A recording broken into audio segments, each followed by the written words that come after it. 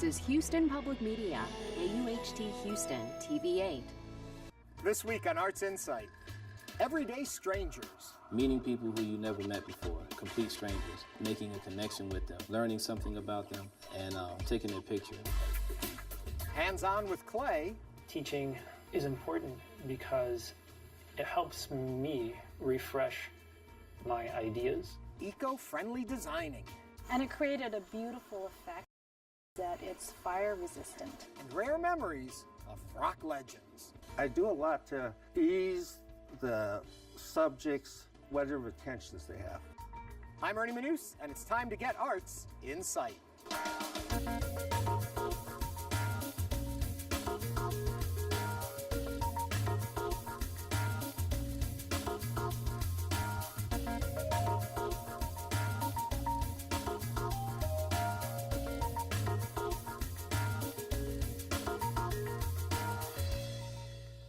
Welcome to Arts InSight. Today, we're at the Station Museum of Contemporary Art, about to check out a rare exhibition in the States, exploring the complex world for a new generation of people in Saudi Arabia.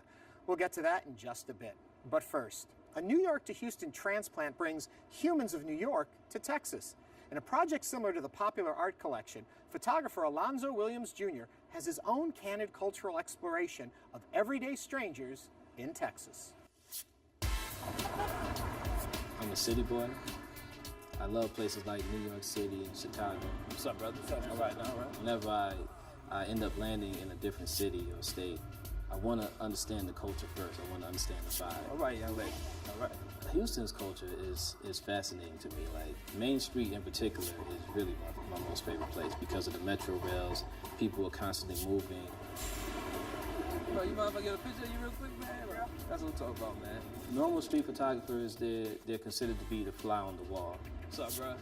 They like to be, low key. They don't want people to know that they're taking pictures of them. I wanted to kind of take that extra step and actually approach people and ask them if I can take their picture.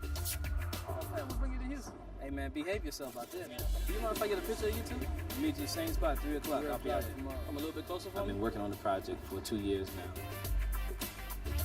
Everyday strangers, the whole concept behind it is meeting people who you never met before, complete strangers, making a connection with them, learning something about them, and taking their picture.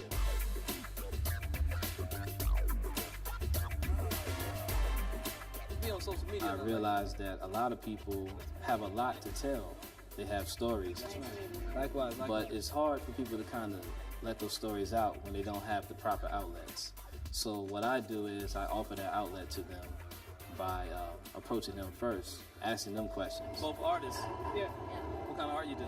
I do like paintings. Ah, nice. I met this guy. His name is C's.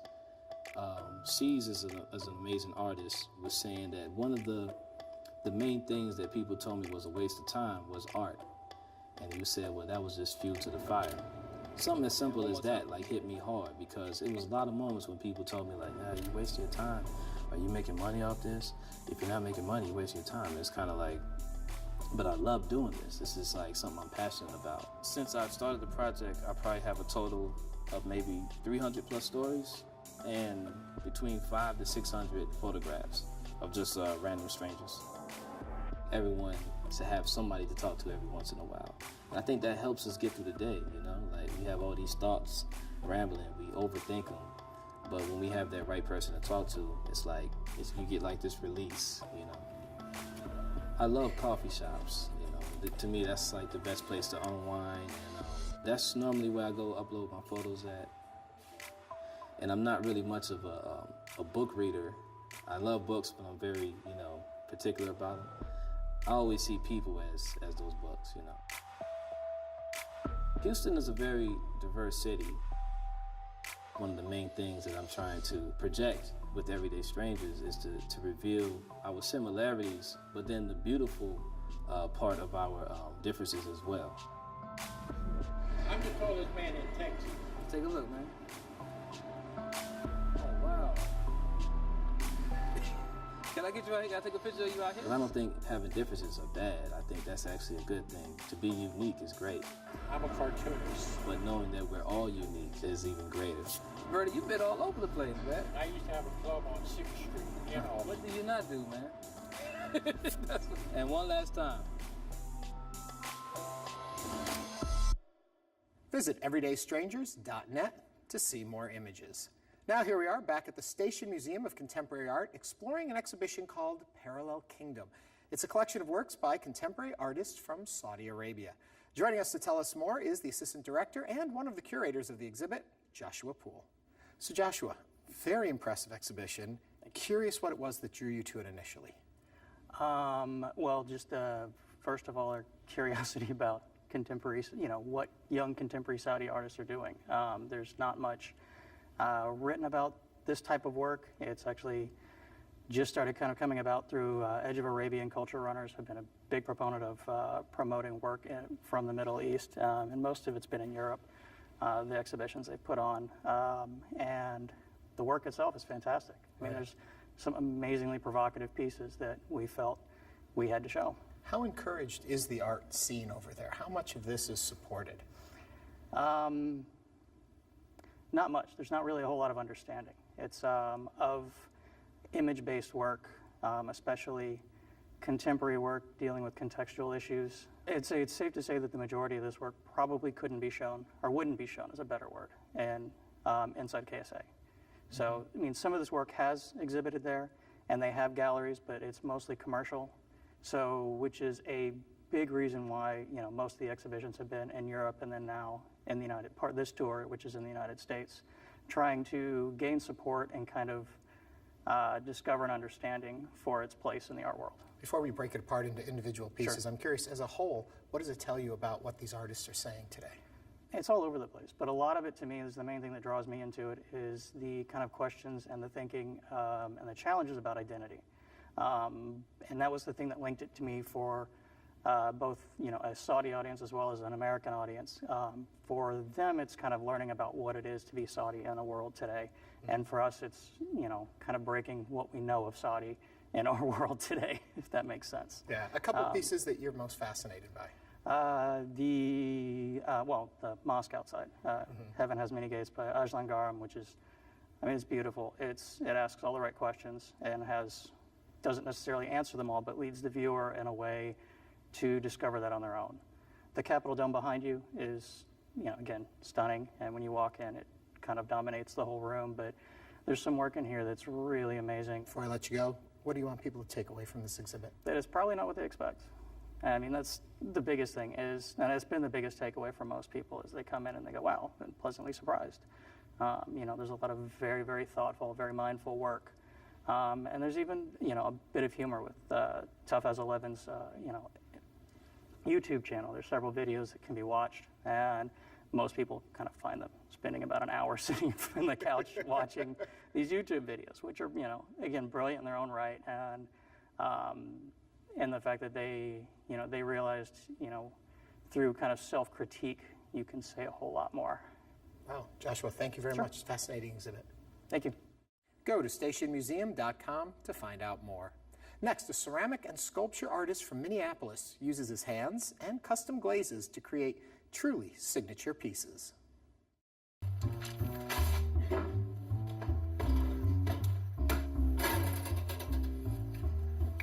What attracted me to clay was the physicality of working with the clay.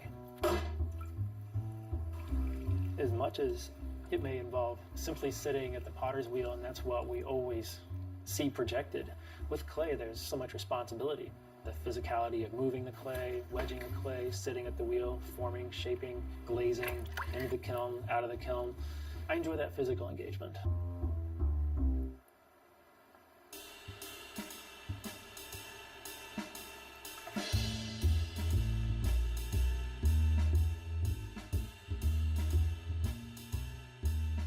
I first became interested in ceramics when I was in high school. Exploring many shapes, many ways of working with clay, it became addicting where I wanted to try every technique in the book. It's kind of like the Wild West of just doing whatever I want all through school and try to absorb what is my favorite way of working.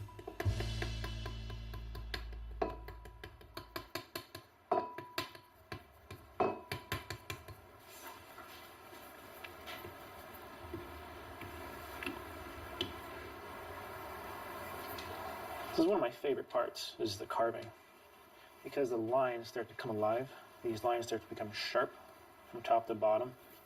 My relationship, we're thinking of it as kind of like a carving wood almost. You can see where it's drying just about right where the clay is falling away.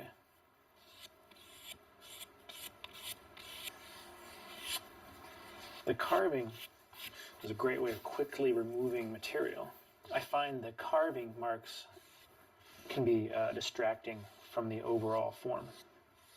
Some of my work still will be left simple and round. Over time, I really felt like I needed to engage the pieces after they've been thrown. The carving, the hand manipulation.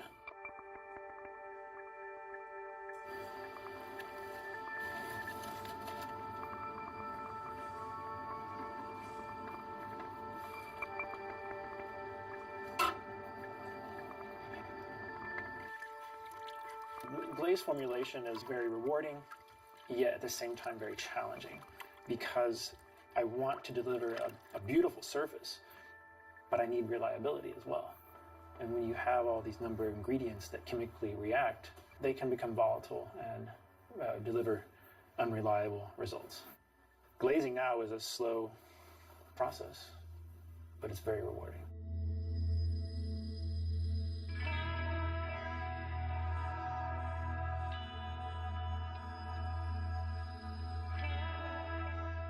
I think most of you know this. I like to come across, I'll level the foot. And I left a lot of clay through this area for support. I teach at Fired Up Studios and at the Minnetonka Center for Arts. The type of classes I teach, they can range from very beginner, and people also come to me who've had some experience. So this is where having that clay, the right water content, becomes so important. So I can come in and grabbing that handle, press it in there. Teaching is important because it helps me refresh my ideas. And also when I see new students coming to clay, they will approach clay differently than myself. And it keeps my mind nimble. Here's an experiment. I can't say it worked all that great, but it's just to show not all my cups work out. Some like it, not quite me, but it's good to see. I'm kind of chasing making the perfect pot or the perfect vessel. And that keeps me going back into the studio. Maybe someday when I make that perfect vessel that embodies everything that I'm thinking and feeling, maybe I'll be done, won't make any other pots. But until then, I walk into the studio every day.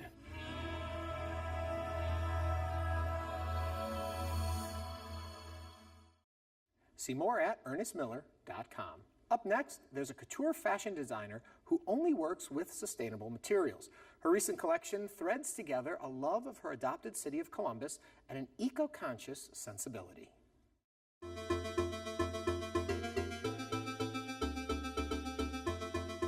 I was born in the Philippines, and I came to the United States when I was 3 years old, and my family moved to San Francisco.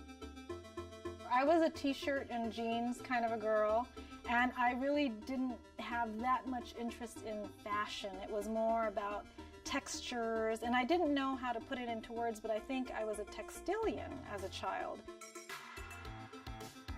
So it just sort of moved me into, I felt kind of natural moving into fashion that way. And so I really wanted to use a material that is earth-friendly and sustainable. And so I've concentrated on wool and felting and natural dyeing for these last 6 years, but now I'm going to incorporate it into my tailoring and the other skills that I have. It's also one of the natural fibers that has this brilliant property of scales. So you can really manipulate wool to do things like you can mold it, you can shrink it, you could expand it. Oh, roving. Roving is my friend. It serves as a glue between the raw wool and the base fabric, which is silk. So you see it, all of that you see there was actually created with roving. I get my wool from Prairie Fields Farm, which is in Orient, Ohio, and it's only 20 minutes away from Columbus, which is wonderful. And so I'm taking the raw wool that's just been sheared right off of the the sheep and placing it onto the roving that is on top of the base fabric, which is, in this case, silk gauze. This creates a really gorgeous, high-textured effect. So this is the agitating part. This takes hours. This is the bulk of the work here. It's also cleaning the wool at the same time, and then after it passes this stage, it goes into the fulling stage, which is the part that shrinks it down. This turns into the scarf that you can wear really close to your neck. It's so soft and comfortable. In the spirit of sustainability, I would like you to be able to wear a piece, and when it can't be worn anymore, when it's been handed down, to be able to just throw it in the ground and it's completely biodegradable. Dyeing is fairly new to me. Now I use anything that is locally, where I'm locally able to forage. So black walnuts right now is in season. So I have brewed up some black walnut dye, and really it's just, I picked the black walnuts from around the corner and I boiled them in here. And see, so now it just gives a richer brown, but once this brown is dried, it will dry twice as light as you see the color now. And then I also use madder root, which is an ancient dye, and also cochineal, which are the little insects from Mexico. That, again, is a really ancient dye. It's what the Romans used in ancient times to create the reds in their garments. I like to grind them by hand because, you know, this is my thing. I was like, well, I'll grind them by hand and I'll thank them as I'm grinding them for sharing themselves with me. It really is the only thing that will give you that scarlet red. I was on the plane and I was on my way back to Columbus, and as I was, exiting the plane, I thought about, oh, Columbus is now my new home, and what does it sound like to me? If I close my eyes, would I recognize that I'm in Columbus? And I couldn't recognize that I was in Columbus. So I started to talk to a lot of different people about it, and Benji, he's a local musician, we talked about the sounds of Columbus. And we got this idea that we could interpret it in our own respective disciplines, but collaborate. So he went around and he taped the different sounds throughout the different communities in Columbus. And then we took a segment, a sound wave from each song, and we put it onto the couture piece. I collaborated again, I'm very big on collaborating locally, with Dan of Cut Maps. And he has this huge laser cutter, and I went to him and I said, I create couture clothing, and would you be interested in collaborating? So I brought him the first gown, and I asked him to just burn these sound waves from Benji onto it. And it created a beautiful effect, because another property of wool is that it's fire resistant, so flame resistant. And so it just heated the wool up enough to, burn it, and created this really, really gorgeous effect and a really organic effect at the same time. I wanted so much to create this collection, but I didn't have a reason.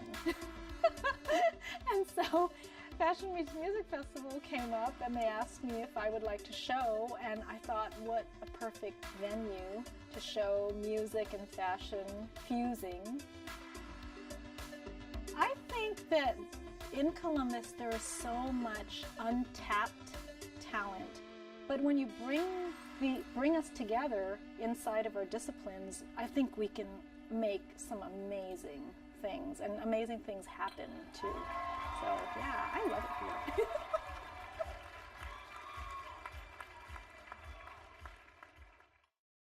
You can see more creations by visiting melvarstewart.com. And finally tonight, for more than half a century, the spirit of rock and roll was captured by photographer Dan Fong. Through his images, we get an intimate glimpse behind the scenes of some of history's greatest musicians. Dan Fong's ticket into the world of rock and roll wasn't bought. These are the kind of setups I did in dressing room. Fong's ticket inside that world was his food. I was kind of like a concierge in the dress room. Did the food, booze, whatever they needed. You become friends. They become comfortable with you. So if you're out there shooting photos, they're not like, who's that guy? Get him out of here. And so here I am in the dressing room. I'm taking pictures. Pictures of some of the world's legends of rock and roll. Here's Stevie Wonder open for him. Real young age, you know. And then here's Jagger playing guitar, tuning up during the concert. The Doobie Brothers, The Who, The Rolling Stones. Fong estimated he's taken tens of thousands of photos since the 1960s, but he's only seen a fraction of them. Well, I hated the darkroom. You had to be a master at doing prints. I didn't have the enthusiasm to do that, so I would shoot, process the film, stick them in a folder. Shoot, process. It was fast-moving time.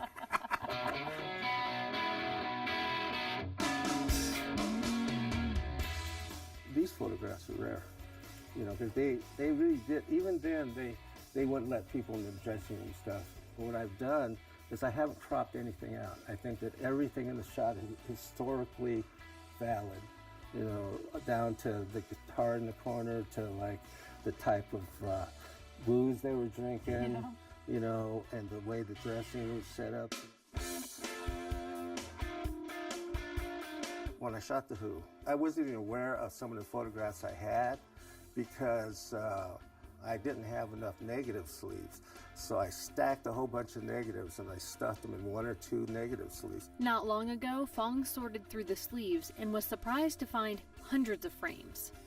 And it just blew my mind. I spent the next 2 weeks scanning the stuff. Eventually, he printed them. Now, the never-before-seen photos are part of the exhibit The Who 50th Anniversary at the Robert Anderson Gallery. Well, I think people don't realize how hard it was to take photographs back then.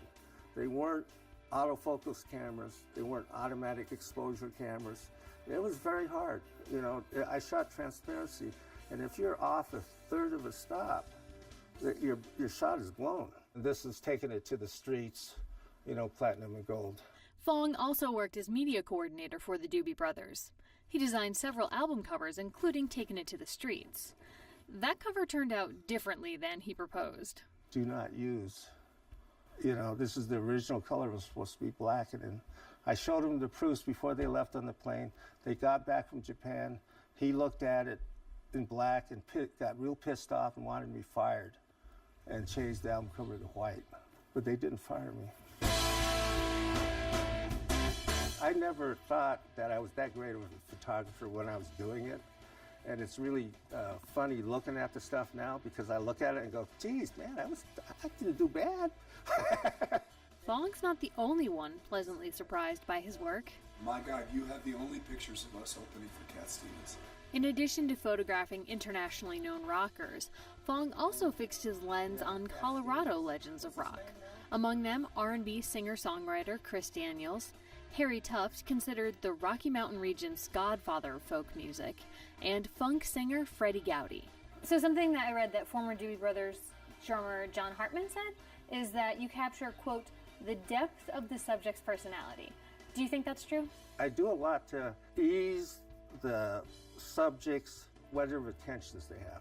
Though there are times Fong likes to agitate instead of ease. Today, I went out and bought some sour candy. I'm going to say, take this, eat this candy. 1, 2, 3.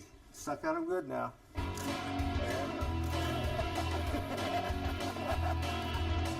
Digital cameras have eliminated some of the challenges Fong faced earlier in his career, but he said his approach to photography hasn't changed. I feel like I'm taking a picture of somebody's soul when I do this. That's always something in the back of my mind. Fong keeps something else in mind, the food that first endeared him to rock stars 50 years ago. That's why he still puts out a heck of a spread. It's just like any craft. The longer you do it, the better you get. You can see more. Just check out thecreativeeye.net. And that does it for this edition of Arts Insight. For all of us here at Houston Public Media, I'm Ernie Manous. Thanks for watching, and have a great week.